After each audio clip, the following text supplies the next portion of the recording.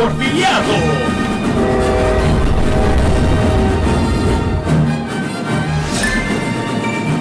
Las épocas anteriores a Díaz, haciendo un énfasis en el periodo que va de 1810 a 1876, es un periodo interminable de una lucha entre monárquicos, republicanos y centralistas. Además, guerras extranjeras, una de las cuales le cuesta al país la pérdida de un gran trozo de su territorio.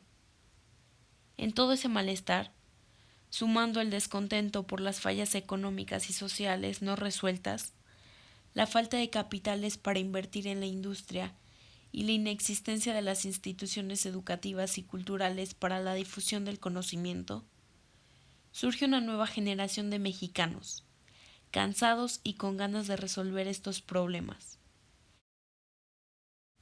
Entre estos se encontraba Porfirio Díaz, que al igual que muchos, buscaba convertir a su patria en un país libre y próspero.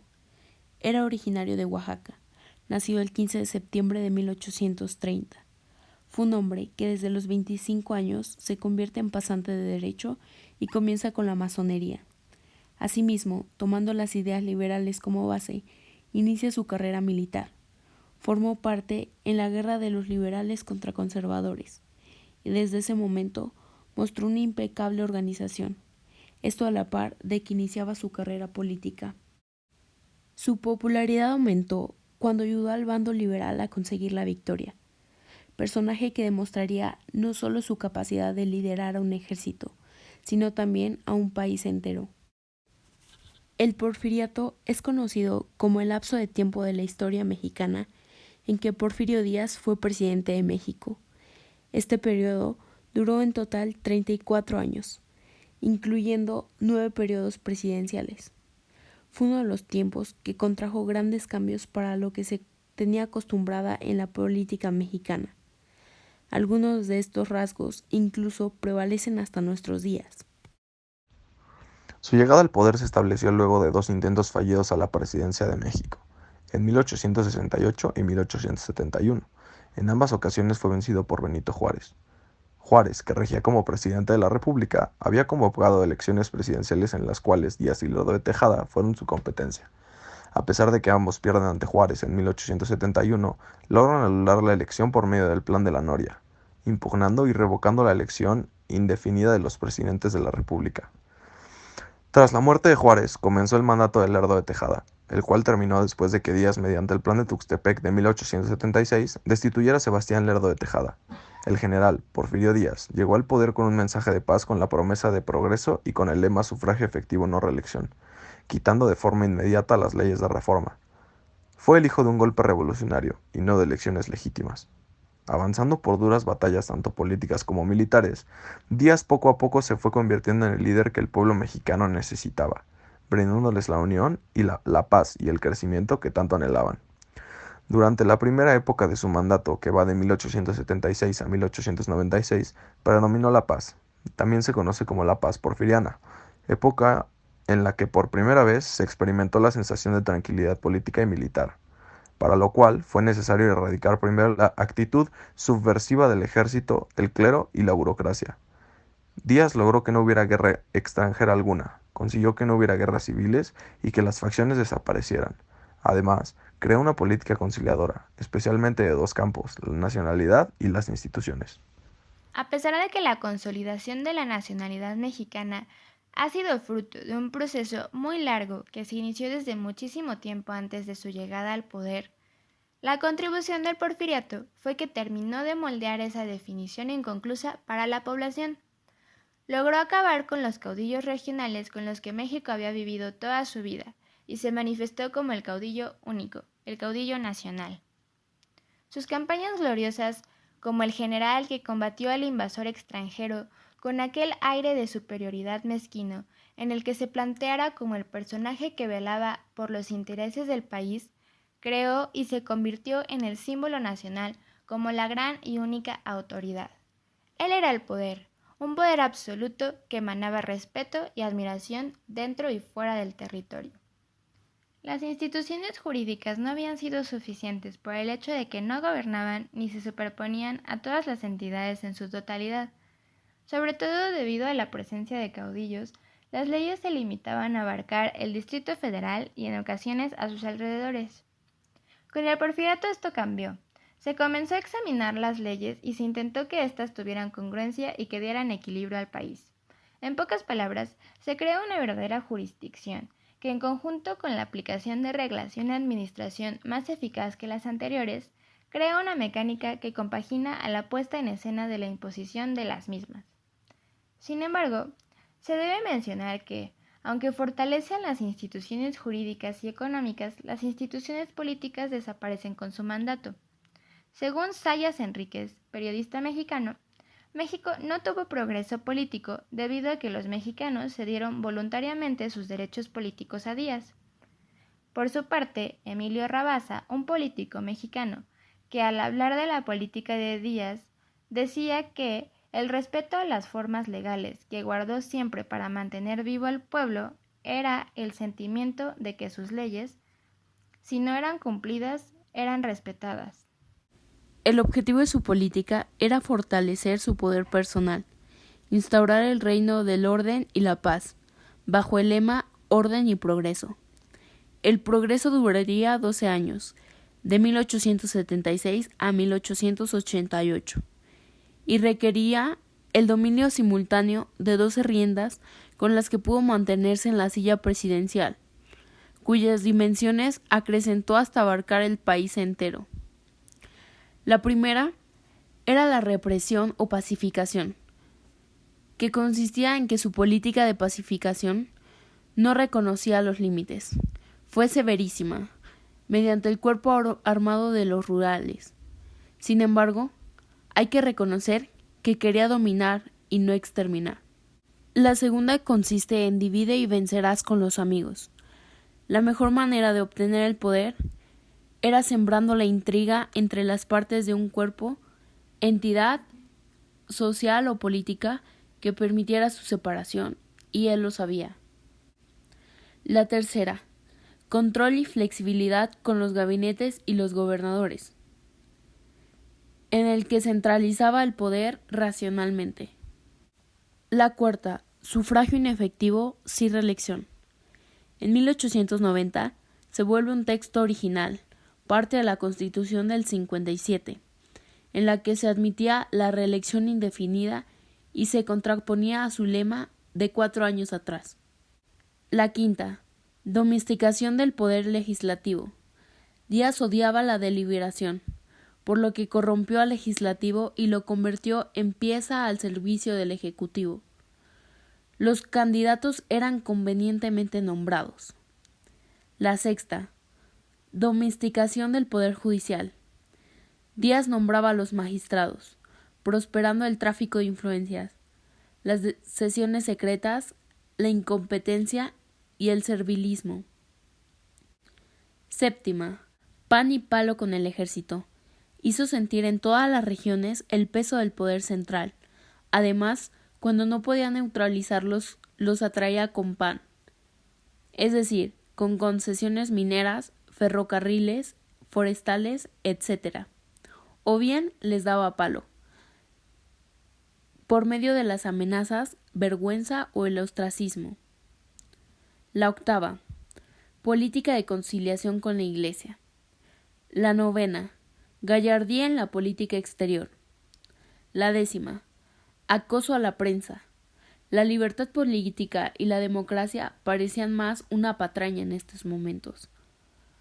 La onceava, doma de intelectuales. Para callarlos les otorgaba puestos. La doceava y última, el culto a la personalidad, que se utilizaba para embellecer su imagen ante la opinión de México y el mundo. Dentro de este gobierno, también era importante, como para todos los gobiernos del mundo, tener medidas de toma de decisiones correctas para relacionarse con los demás países, priorizando la seguridad y el interés de México. Para Porfirio Díaz era importante tener buenas relaciones con los países poderosos, y en especial si estaban más cerca de nosotros que el resto. Por ejemplo, Díaz tenía que lograr tener muy buenas relaciones con Estados Unidos. Díaz se encontraba preocupado porque se reconociera su gobierno por parte de Estados Unidos. Por lo tanto, el 15 de enero de 1877 enviaron a José María Mata y a Ciro Teil para hacer en Washington el primer pago de las reclamaciones de Estados Unidos y establecer un contacto directo que permitiera explorar mejor y en un clima menos hostil el problema de reconocimiento de su gobierno. Y no solo eso, sino también buscaba influir sobre la opinión pública de Estados Unidos. La política de Díaz contó con dos diplomáticos importantes para conducir relaciones bilaterales. En Estados Unidos, Matías Romero y Manuel María Zamacona, e Ignacio Mariscal apoyando desde México. Los tres fueron buenos cabilderos, pues supieron influir sobre los miembros del Congreso estadounidense. Debatían con periodistas, publicaban artículos de prensa y revistas. Fueron muy buenos negociadores para atraer inversión estadounidense. Díaz estaba seguro de que era muy buena idea buscar inversión extranjera para mejorar infraestructura y la modernización del país. En la década de los 80, el gobierno de Díaz realizó numerosas concesiones para la construcción de ferrocarriles a empresas estadounidenses. Principalmente obtuvo inversión de Gran Bretaña, quien reconoció su gobierno en 1884, gracias a sus intereses por el petróleo mexicano. Francia, por el otro lado, a pesar de que sí proporcionaba inversiones, lo principal que esta nación aportó fue moda y cultura para nuestro país. Otro de sus objetivos de política exterior fue la diversificación de sus relaciones exteriores. En cuanto a ello, lo hizo con el mayor número de países que tuvo a su alcance. Logró obtener prestigio internacional. La Secretaría de Relaciones Exteriores creó el Departamento Comercial, y con ello comenzaron a aparecer secciones que indicaban cómo llevar las negociaciones, los asuntos mercantiles y la colonización. En 1895 estaban ya registrados 136 consulados con la presencia en España, Alemania, Gran Bretaña, entre otros. Para este objetivo tuvimos resultados como la creación de un tratado Amistad, Comercio y Navegación con Japón, China, Alemania e Italia. Incluso mantuvo buenas relaciones con el Imperio Austrohúngaro. Además, en 1900 hubo una exposición en París llamada la Exposición de París, en la cual las naciones intercambiaban información y exhibían los avances tecnológicos con los que contaban. México asistió y se mostró como un buen atractivo para la inversión y la colonización, exhibiendo la riqueza de sus recursos naturales. Díaz incluso diseñó folletos y libros para promover al país. Trató de que cada vez más países se sintieran interesados en comercializar con México o en invertir en él. De hecho, creó la Oficina de Información Mexicana.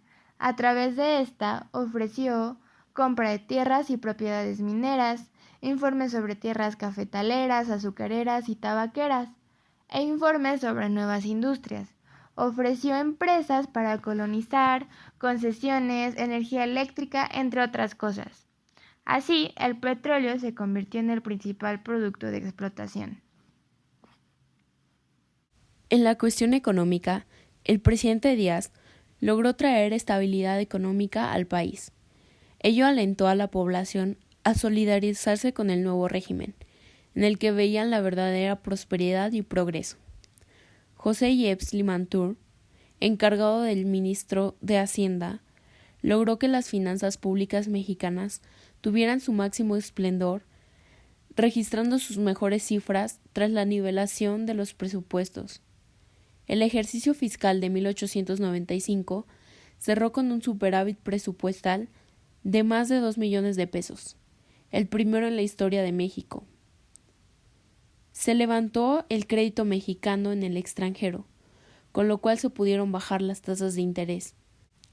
Se multiplicaron las vías ferroviarias, se crearon nuevas industrias, se explotó la minería, se desarrolló la banca mexicana y la exportación de metales, de frutas del trópico y de productos como el henequén, el tabaco, el algodón, el azúcar, robustecieron la economía nacional. Asimismo, hubo un avance importante de los mercados financieros, con el surgimiento y la evolución de la banca. Tuvo sus orígenes en 1864, con el surgimiento del Banco de Londres y México, y en 1897 se institucionalizó el sistema bancario a través de la Ley General de Instituciones de Crédito. Porfirio Díaz tuvo la habilidad de consolidar una red de bancos nacionales, nutrida de recursos extranjeros. La legislación permitió la proliferación de bancos regionales y la consolidación de 2 bancos nacionales. Los bancos regionales fueron exitosos medios de intermediación financiera y conocían a profundidad a su clientela, lo que les generaba ventaja. Los bancos porfirianos, además, desarrollaron estrategias de préstamos preferentes a las empresas del mismo grupo empresarial. El país logró integrarse gracias a la red ferroviaria que se construyó. Comenzó en 1876 con 638 kilómetros de vías férreas y en 1910 ya eran 19.280 kilómetros. En 1908 había fundado Ferrocarriles Nacionales de México, mexicanizando la red de ferrocarriles. De la misma manera, los cables de línea de los telégrafos aumentaron hasta que en 1910 eran 90.000 kilómetros. Con estas bases de crecimiento urbano, económico e industrial, se quería consolidar además la educación, que recibe la influencia de la escuela filosófica francesa, encabezada por el padre de la sociología Auguste Comte, llamada positivismo. Esta corriente se fundamenta en que las actividades humanas deben efectuarse únicamente en el marco de la realidad y verificados por la experiencia. La postura que adopta el positivismo comteano permite comprender que sus tesis respondieron a los anhelos de cambio, libertad y emancipación política e ideológica del Estado mexicano. Permitió el ámbito de la cultura y las artes de renacimiento real de la pintura, escultura, música y arquitectura, bajo el lema Orden y Progreso, así como la fundación de la Universidad Nacional Autónoma de México. No obstante, el buen sabor de boca duraría poco. No tardaron en mostrar su inconformidad los opositores al régimen porfirista. Surgirían una serie de enfrentamientos sociales como resultado inevitable del exacerbado apoyo al capital extranjero que, a la par de traer consigo un considerable progreso material, produjo la ruina de los sectores sociales más bajos, que, al no poder competir con las grandes empresas extranjeras, terminaron por convertirse en la gran masa asalariada a merced de la oligarquía capitalista. A pesar de las protestas en contra de la injusta realidad en la que vivían la mayoría de los campesinos, en repetidas ocasiones se tuvo que recurrir al método de la violencia como un intento por suprimir la rebelión.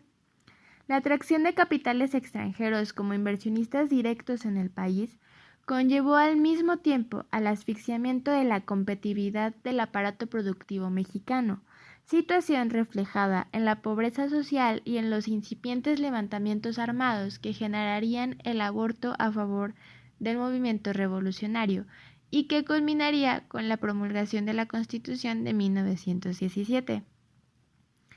Entre este mal manejo de la distribución de la riqueza y de la productividad mexicana se encontraban los efectos que la crisis de Nueva York tuvo sobre la economía mexicana, pues como sabemos el gobierno de Díaz tenía una importante confianza en la inversión extranjera, dependiendo una parte de la infraestructura en la misma al momento de la crisis económica, causando estragos en la economía mexicana, principalmente en la infraestructura y en la agricultura.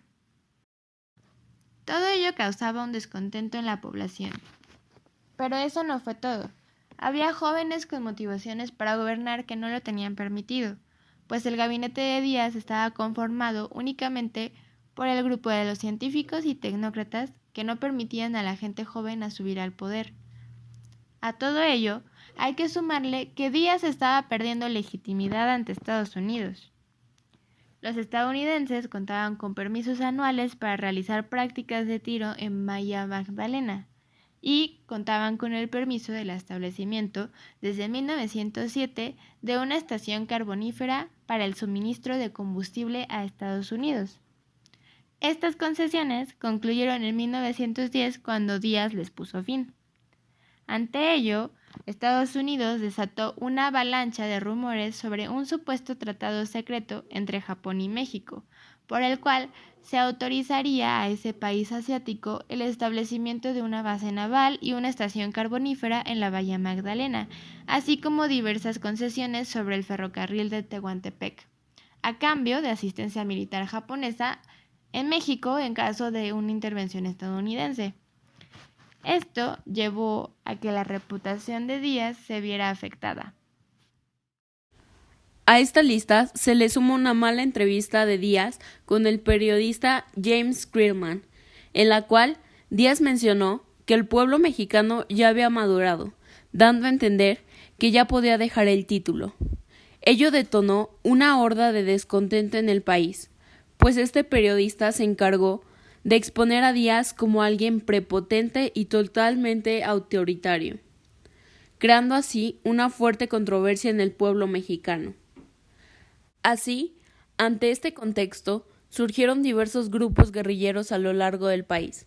Específicamente fueron 5, encabezados por los líderes caudillos: Francisco Villa, Emiliano Zapata, Venustiano Carranza, Álvaro Obregón y Francisco I. Madero, los cuales estaban impulsados por la lucha por un país igualitario. De ellos, Madero comenzó a hacer giras por el país, pues quería formar un partido político para poder ser candidato en las siguientes elecciones. Sin embargo, Díaz lo encarceló en San Luis Potosí. Madero logró escapar de la cárcel y proclamó el Plan de San Luis, el cual llamaba a tomar las armas en contra de Díaz, el día 20 de noviembre. Los demás caudillos se unieron a su movimiento, ejerciendo una fuerte presión al mandatario. Fue tan efectiva que Díaz no tardó en presentar su renuncia. Es así como el presidente Díaz, al renunciar y alejarse del territorio nacional, se exilió amargamente a Francia.